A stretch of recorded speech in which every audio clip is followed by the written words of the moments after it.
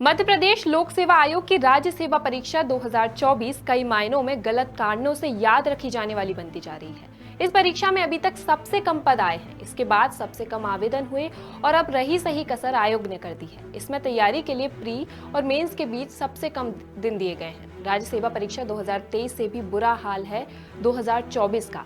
ऐसा क्यों, आइए इस पर नजर डालते हैं। राज्य सेवा परीक्षा 2023 की प्री 17 दिसंबर को हुई और मेंस 11 मार्च से हुई। इसमें प्री और मेंस के बीच 83 दिन का अंतर था।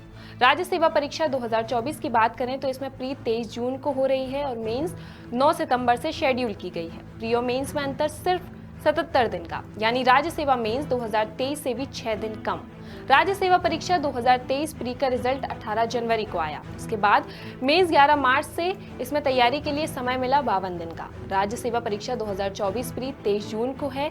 यदि राज्य सेवा 2023 की तरह एक महीने में रिजल्ट आया, यानी 23 जुलाई को, तो फिर प्री और मेंस के बीच तैयारी के लिए समय रहेगा केवल 47 दिन का। अब आवेदन और पद भी देखिए।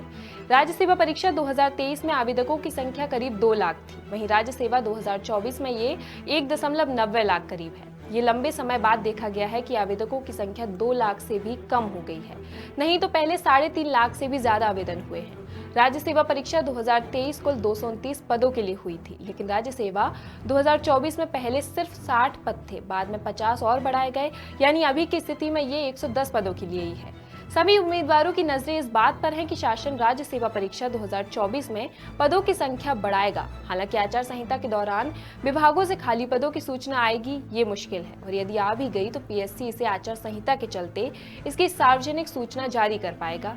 ये और भी मुश्किल काम है, यानी पद बढ़ेंगे या नहीं, इसकी जानकारी 6 जून के बाद ही लग पाएगी, जब आचार संहिता खत्म होगी। हालांकि आयोग को यह अधिकार है कि वे प्री के रिजल्ट के पहले तक आई रिक्त पदों की संख्या को इसमें जोड़ सकता है।